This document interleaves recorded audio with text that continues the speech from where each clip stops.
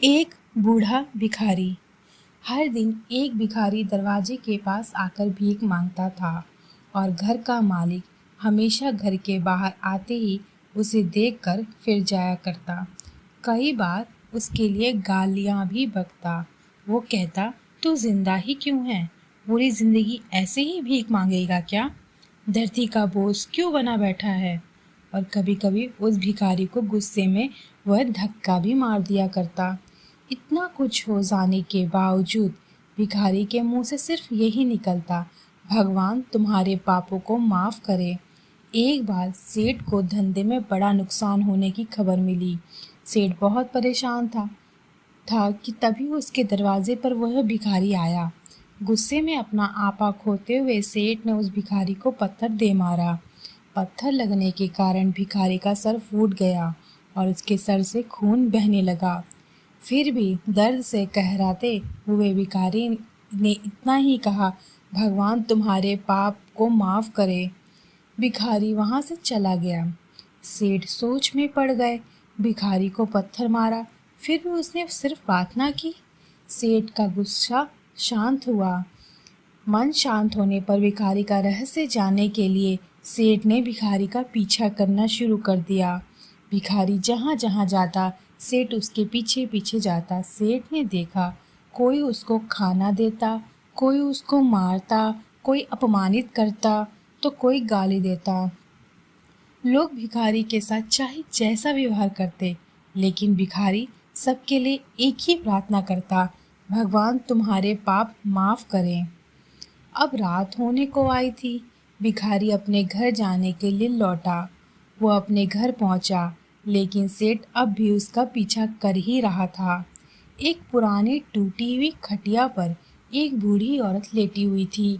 काफी कमजोर और बीमार लग रही थी। वो भिखारी की पत्नी थी। अपने पति को वापस आता देख वो खाट से उठ खड़ी हुई। पत्नी ने अपने पति के भीख वाले कटोरे में देखा, उसमें सिर्फ आधी बासी रोटी थी। उसे देखकर वह बोली, आज बस इतना ही मिला? और हाँ, आपके सिर से खून निकल रहा है, ये चोट कैसे लगी? बूढ़ा भिखारी बोला, आज बस इतना ही मिला, किसी ने कुछ नहीं दिया, सब ने गाली दी और एक ने पत्थर भी फेंका, इसीलिए मेरा सर फट गया। एक गहरी ठंडी सांस लेकर बूढ़ा भिखारी फिर से बोला, यह मेरी ही पापों का फल है। तुम्हें याद है कुछ साल पहले हम कितने अमीर थे? क्या कुछ नहीं था हमारे पास। हमारे पास हर चीज़ ज़रूरत से ज़्यादा थी, लेकिन हमने कभी दान नहीं किया। और उससे भी बुरा हमने उस अंधे भिखारी के साथ किया जो हमारे द्वार पर भीख मांगने आया करता था। बूढ़ी पत्नी की आंखों में आंसू आ गए। वो बोली, हाँ, हम उस बेचारे अंधे के साथ बहुत बुरा करते थे, उसका सब अपमान करते थे, उसे खाने के लिए रोटी की जगह कागज़ दिया करते, उसका मजाक उड़ाया करते और कभी कभी मारा भी करते। मैंने कभी उसको रास्ता नहीं दिखाया। एक बार मैंने उसके मुंह पर मिट्टी भी फेंकी थी और वो हमेशा दुखी होकर यही कहता कि भगवान तुम्हें तुम्हारे किए की सज़ा देगा, भगवान तुम्हारे पापों की सज़ा ज़रूर देगा। उसका श्राप सच हुआ और हम इस दुख भरी ज़िंदगी में आ गए। भिखारी बोला, हाँ, उसका श्राप सच हुआ, इसीलिए मैं किसी को बद्दुआ नहीं देता। चाहे कोई मेरे साथ कैसा भी बर्ताव करे, मैं हमेशा उसके लिए प्रार्थना करता हूँ।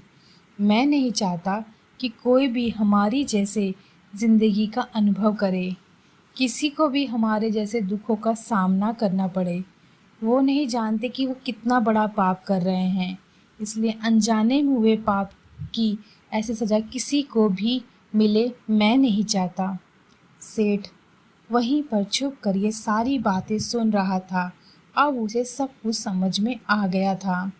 भिखारी और उसकी पत्नी वो आधी रोटी मिल बांट कर खाए और भगवान को धन्यवाद बोलकर सो गए। अगले दिन वह भिखारी फिर से भीख मांगने गया।